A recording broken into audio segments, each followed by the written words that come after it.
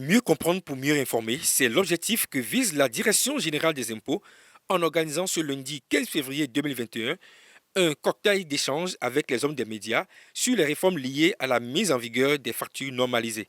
Aujourd'hui, il faut dire que ces deux types de machines, les fournisseurs qui nous accompagnent ont réfléchi et donc pour répondre aux besoins de la clientèle, ils ont donc réfléchi pour sortir une version all-in-one.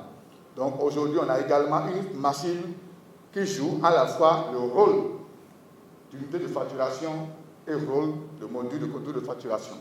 Autorisée en Conseil des ministres le 27 septembre 2017, la réforme sur l'utilisation des machines électroniques certifiées de facturation MECEF a d'abord connu un processus pilote avant sa généralisation en avril 2020. Au nombre des avantages de cet outil, on note l'amélioration de la comptabilité des entreprises, l'authenticité et l'intégrité des opérations de vente ou d'achat, et surtout le rétablissement de la confiance entre l'administration fiscale et les entreprises. La présente rencontre d'échange avec vous s'inscrit dans une dynamique en cours à la Direction générale des impôts depuis quelques années, celle d'assurer aux usagers la bonne information.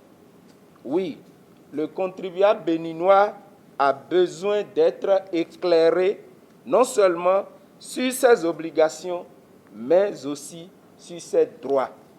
Le MECEF se présente sous deux formes, la forme physique et la forme virtuelle. La première est applicable à toutes les entreprises. Quant à la seconde, elle concerne les prestataires individuels et les consultants. Aujourd'hui, la Direction générale des impôts a mis en place un système dématérialisé, le e-MECEF, qui permet aux consultants individuels, aux prestataires de services et aux autres entreprises de délivrer leurs factures normalisées directement en ligne sans avoir besoin d'acquérir une machine.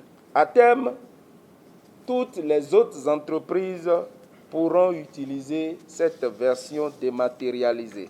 Pour cette réforme qui garantit une traçabilité des échanges commerciaux et services entre les contribuables et l'administration, il faut noter la mise en place des mesures incitatives dont le jeu Tombola lancé depuis quelques mois, mais aussi des sanctions pour les cas de dérive liés à la présente réforme. En tout état de cause, la DGI rassure que ces réformes sont au bénéfice du contribuable et donne plus de gages quant au paiement sécurisé.